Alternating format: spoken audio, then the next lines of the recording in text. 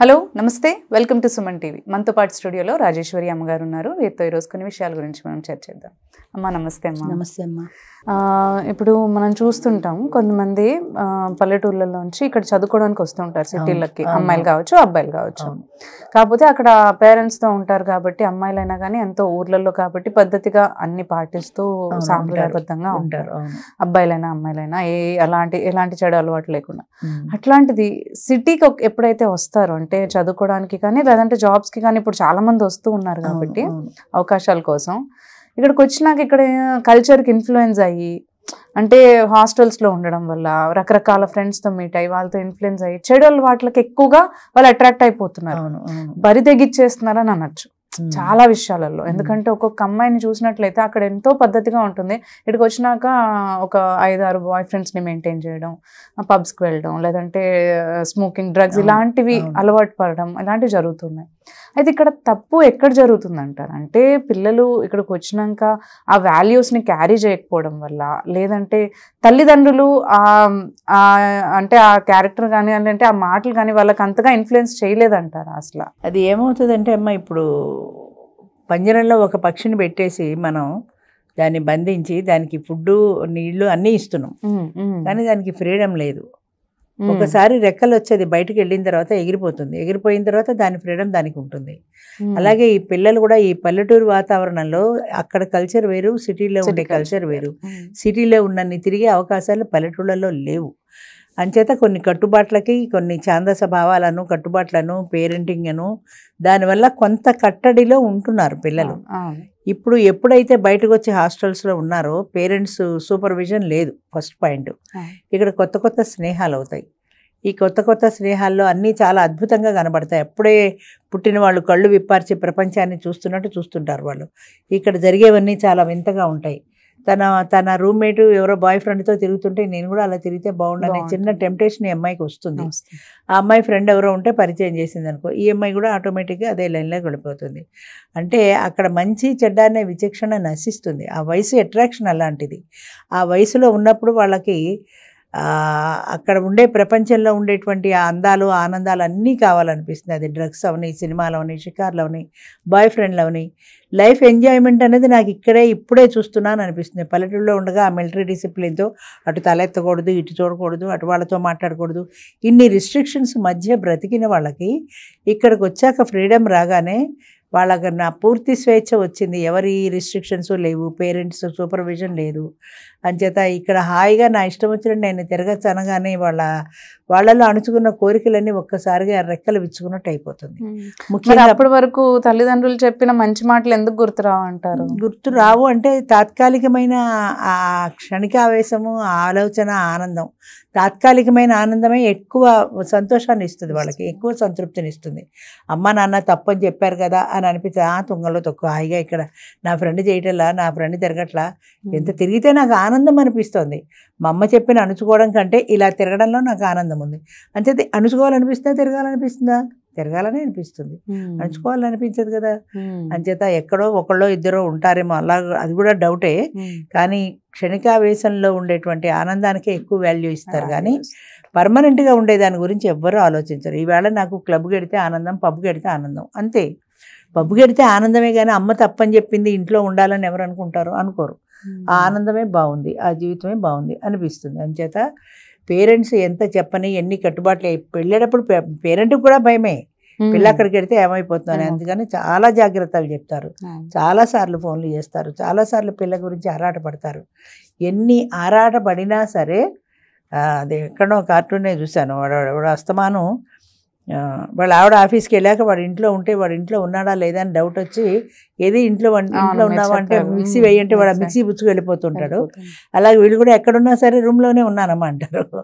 రూమ్లోనే ఉందో లేదో ఏం తెలుసు, కావాలంటే మా ఫ్రెండ్ అడిగాను, ఫ్రెండ్కి ఇస్తే అది ఇద్దరు కలిసే తిరుగుతున్నారు కదా.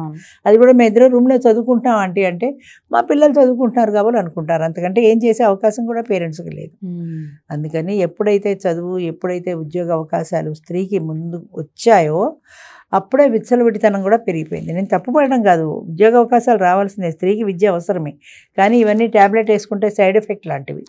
ఒక ట్యాబ్లెట్ వేసుకుంటే దాని పక్కన సైడ్ ఎఫెక్ట్ వచ్చినట్టే ఈ అవకాశాల వల్ల వచ్చిన సైడ్ ఎఫెక్ట్స్ ఇవన్నీ. ఈ అవకాశం ఎప్పుడైతే నువ్వు ఇచ్చావో సైడ్ ఎఫెక్ట్ కూడా భరించాల్సిందే, లేదంటే అన్ని మానేసి మూసుకొని పిల్లల్ని ఇంట్లో పెట్టి కూర్చోవలసిందే. అంటే పిల్లలు పాడవుతున్నప్పుడు మనం ఎక్కువగా తల్లిదండ్రులనే అంటాం కదా, వాళ్ళ పెంపకం సరిగ్గా లేదని.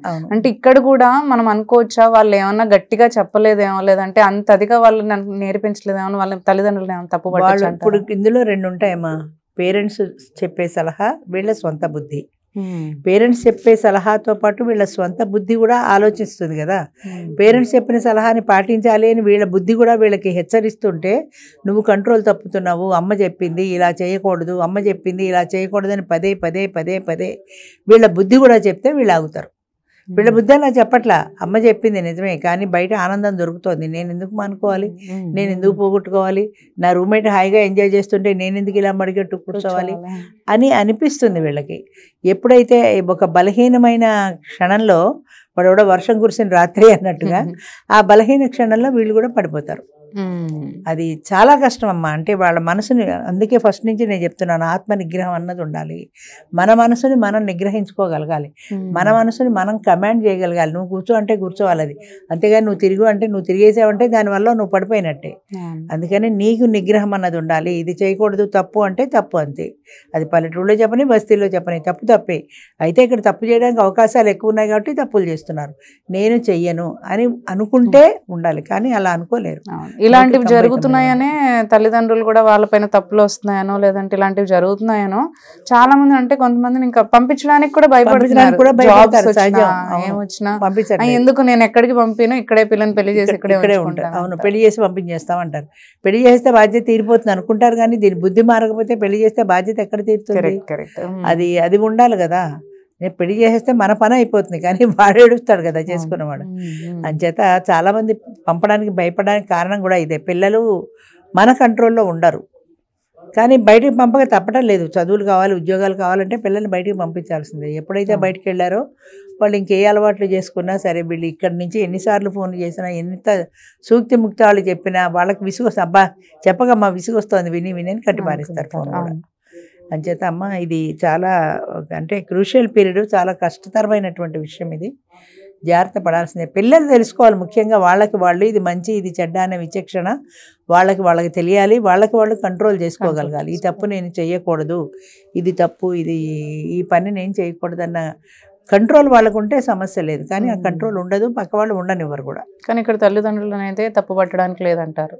తల్లిదండ్రులు చెప్పగలరు కానీ చేయించలేరు కదమ్మా. ఇప్పుడు వాళ్ళ గ్రిప్లో ఉన్నప్పుడైతే వాళ్ళు చేస్తారు. పల్లెటూరులో ఉన్నప్పుడు అంటే వాళ్ళు కంట్రోల్ పెట్టారు. ఇది దాటి ఎప్పుడైతే ఈ పరిధి దాటి బయటికి వెళ్ళారో అక్కడ వాళ్ళు కంట్రోల్ చేయడం కష్టం కదా. ఇక్కడ నుంచి నువ్వు ఎన్నిసార్లు ఫోన్ చేసి చెప్పినా అంతే. వీళ్ళ మైండ్ అనేది, వీళ్ళ స్వశక్తి అనేది ఒకటి ఉంటుంది, అది పేరెంట్స్ మాట విననివ్వదు. ఇక్కడ నాకు బోల్డ్ అవకాశాలు ఉన్నాయి, ఇవన్నీ కలిపి ఎంజాయ్ చేద్దామని అనిపిస్తుంది, కానీ పేరెంట్ మ్యాటర్కి వాల్యూ తగ్గిపోతుంది. బయట స్వేచ్ఛ స్వాతంత్రం ఎప్పుడైతే వచ్చిందో అప్పుడే తగ్గిపోతుంది. ఎప్పుడైతే అది తగ్గిపోయిందో పేరెంట్స్ మాట వినబుద్ధి కాదు. మా పెద్దరికం లేదా, మా మాట లేదా అని అనుకోవాల్సిందే. కానీ ఇది చాలా కష్టం. ఎందుకంటే పిల్లలు వాళ్ళు ఆలోచించిన వాళ్ళ విచక్షణ వాళ్ళకు ఉండాలి. మెయిన్ వాళ్ళ విచక్షణ వాళ్ళకు ఉండాలి, వాళ్ళ ఆత్మ నిగ్రహం వాళ్ళకు ఉండాలి. ఇది తప్పు నేను చేయకూడదు అని వాళ్ళు అనుకుంటే చేయకుండా ఉండగలరు, కానీ ఉండలేరు. చుట్టూ సమాజం ఉండనివ్వదు, లేవు చుట్టూ సమాజం ఉండనివ్వదు, ఇరుగు పొరుగు ఉండనివ్వరు, నీ క్లాస్మేట్ ఉండనివ్వదు, నీ రూమ్మేట్ ఉండనివ్వదు. ఇన్నింటిలోంచి బయటపడాలంటే ఎంత కష్టం ఎవరికైనా. టెంప్టేషన్స్ అప్పుడేమో బాయ్ ఫ్రెండ్స్ గర్ల్ ఫ్రెండ్స్ ఉంటే తప్పు, ఇప్పుడేమో లేకపోతే బాయ్ ఫ్రెండ్ లేరా అన్నట్టు చూస్తారు. ఇద్దరు ముగ్గురు బాయ్ ఫ్రెండ్స్ ఉండాలి కూడా కాదు, ఇద్దరు ముగ్గురు ఉండాలి. అంటే నీకు వాల్యూ లేదన్నట్టే అన్నట్టు. సరే ఓకే అమ్మా, థ్యాంక్ యూ అమ్మా.